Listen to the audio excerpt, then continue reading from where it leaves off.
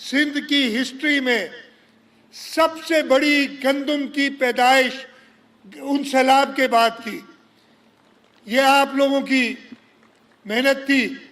कि हम सिंध में सरप्लस हो गए, गंदम में, पाकिस्तान में सरप्लस हो गए। और अगले साल हुकूमत की अपनी कमज़ोरी, और मैं खुद भी अपने आप को उसमें इल्ज़ाम देता हूँ कि अपनी कमज़ोरियों की वजह से बग़ैर किसी ऑल्टरनेट को, बग़ैर किसी और सल्यूशन को देखते हुए हमने कहा कि जी हम रिज़र्व प्राइस भी नहीं देंगे। हमने गंदम की 4000 दी थी 2022 के क्रॉप, 22-23 के क्रॉप में। हमने कहा हम रिज़र्व प्राइस भी नहीं देंगे, मिनिमम प्राइस नहीं देंगे, हम गंदम खरीदेंगे भी नहीं। और क्या हुआ इस गलती की वजह से कि आज हम कई बार गंदम में इंपोर्ट करनी पड़ी, यानी अपने काश्तकार को हुकूमत ने पैसे नहीं दिए, बाहर से जो काश्तकार थे उनको वो फ़ायदा दिया और गंदम इंपोर्ट की। और इस साल चेयरमैन साहब ने कहा कि नहीं, मैं बिल्कुल नहीं मानूंगा। मेरे ऊपर ये जिम्मेदारी डाली कि वफाक से, IMF से जिसने बंदिश लगाई थी कि आप सपोर्ट प्राइस नहीं दे सकते, उनसे बात की और बड़ी मुश्किल से हमने 4000 की डिमांड की थी, लेकिन ना सिर्फ इस चीज़ पे एग्री कराया कि 3500 रुपये मिनिमम प्राइस होगी, ये भी एग्री कराया कि हम 8 लाख से 12 लाख टन गंदम हुकूमत सिंध खरीदेगी अपने काश्तकारों से, ताकि वो पक्का हो कि उनको कम से कम 3500 रुपये मिले। चेयरमैन साहब ने कहा कि मैंने अपने गंदम के काश्तकारों के लिए,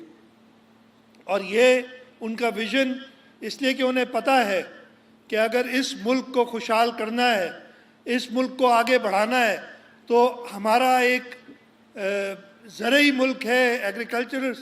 इकॉनमी है, उसको हमने सबसे पहले संभाला देना होगा। उन्होंने कहा कि आप एक स्कीम बनाएं, हुकूमत सिंध को हिदायत की और उसी स्कीम का आज इफ्तिताह कर रहे हैं, जिसमें तकरीबन 56 अरब रुपए कैश ट्रांसफर्स दिए जाएंगे काश्तकारों को, ताकि वो पहले जो उनकी पहुंच से बाहर निकल गई थी, ख़ास तौर पे छोटे काश्तकारों के लिए। तो हमने कहा कि जी 25 एकड़ तक के जो काश्तकार हैं उनको फ़ी एकड़ 1 बोरी DAP और 2 बोरी यूरिया, और DAP के पैसे मिलने शुरू हो गए हैं। आपको अभी बताया था, हम 3 दिनों में 8 अरब रुपए सिंध बैंक, और इसमें मैं सिंध बैंक वालों का भी शुक्रगुजार हूँ, उन्होंने जिस तरीके से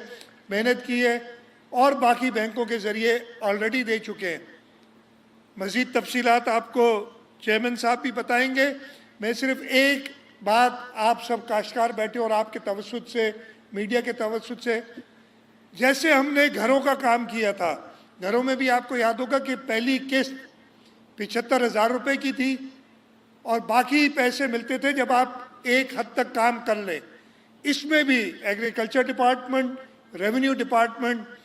ये इंश्योर करेगा कि ये पैसे जो आपको मिल रहे हैं ये DAP ख़रीदने के लिए हैं। आप अपनी रसीदें संभाल के रखिएगा, जो आप DAP ख़रीदेंगे एग्रीकल्चर डिपार्टमेंट के लोग उन डीलर्स के पास मौजूद होंगे, फिर आपकी साइट विज़िट करेंगे और अगले 8,000 रुपये आपको तब मिलेंगे जब आप गंदम काश्त करें। तो इस, अगर आपको पूरा मुस्तफ़ीद होना है, और ये आपके लिए इतना फ़ायदेमंद होगा, ये 14,000 रुपये नहीं है, इन 14,000 रुपये से आपको 8,000 मज़ीद मिलेंगे, लेकिन जो इसकी पैदाइश में आपको फ़ायदा होगा, जो हम चाहते हैं कि आपकी फ़ी एकड़ पैदावार जो उसी साल तकरीबन 32-33 मन थी, 28 मन रह गई, वो आप 35 मन कम से कम एवरेज पैदावार करें। तो आप ये सोचें कि ये फ़ायदा आपको ये 24,000 रुपये का नहीं, आपको कम से कम 50,000 रुपये एकड़ का फ़ायदा होगा, ये अगर आप सही तरीके से इस स्कीम का से फ़ायदा उठाएंगे। इस साल हम ये कर रहे हैं, हमारे पास IMF की कंडीशन अभी भी मौजूद है, लेकिन हुकूमत सिंध ने एक प्रोग्राम बनाया है और इंशाअल्लाह ताला इस अगले 6 महीने में हम उसको, इस साल तो आपको मिनिमम प्राइस मिलेगी, हम एक जैसे स्टॉक एक्सचेंज होती है ना, वहाँ स्टॉक्स होते हैं, अगर नीचे गिर जाते हैं तो ट्रेडिंग बंद कर दी जाती है, कीमत बहुत ज़्यादा हो जाती है तब भी ट्रेडिंग बंद कर दी जाती है और स्टेबलाइज करते हैं। इसी तरीके से सिंध हुकूमत एक व्हीट एक्सचेंज बनाएगी जिसमें ये हम हर तरीके से इंश्योर करें कि हमारे काश्तकारों को अपनी मेहनत का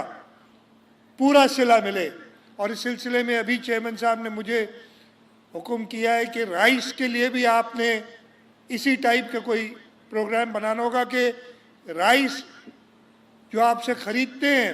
वो आपको सही कीमत दें, इसलिए कि वो आगे एक्सपोर्ट करते हैं, खूब पैसे बनाते हैं। वो भी हम इंश्योर करेंगे इंशाल्लाह ताला। एक एग्रीकल्चर प्रोडक्ट्स की एक्सचेंज बना के हारी को, काश्तकार को अपनी मेहनत का पूरा सिला मिले।